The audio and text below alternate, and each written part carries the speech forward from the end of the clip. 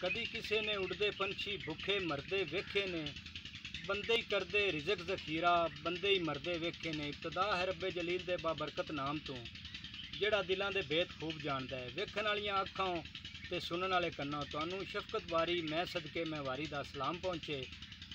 मेरे चैनल नूं वेखण सुनन लाइक ते सबसक्राइब करने वाले सारे मेरे भरावां नूं खुश आमदीद। अजीज़ां ने मन, महंगाई ने आवाम का बुरा हाल कर दिता है।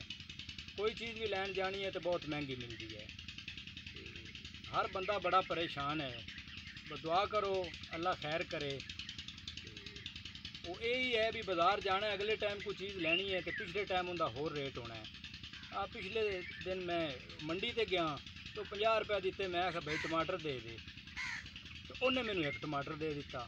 वो मैं आखिया पैसे यार वापस कर दे।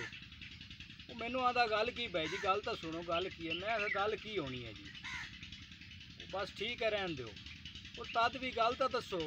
वो गल दसी, मैं आखिया यार मेरा तो दिल तकड़ा तो मैं वो चुप कर गया। जे कोई मरीज़ आदमी हुंदा तो तेरी गल सुन के वैसे डिग पैंदा।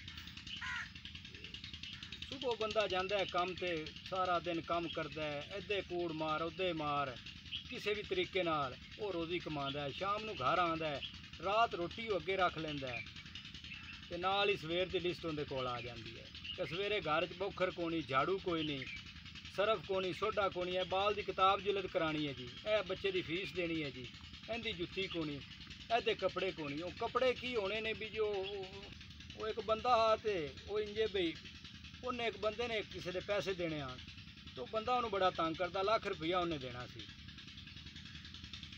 वो जिसले लाख रुपया देना तो उनका रौला रप्पा चलता हुआ अदालत जान लगा तो उन्हें एक वकील कर लिया।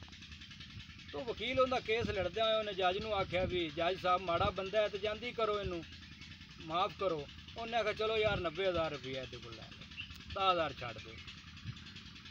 उन्हें आख्या नहीं जी बड़ा गरीब है, कोई घट करो। खैर करद्या कराद्या उन्हें आख्या जी 10,000 दे दो, 20,000 तो आ गया, 10,000 दे दो।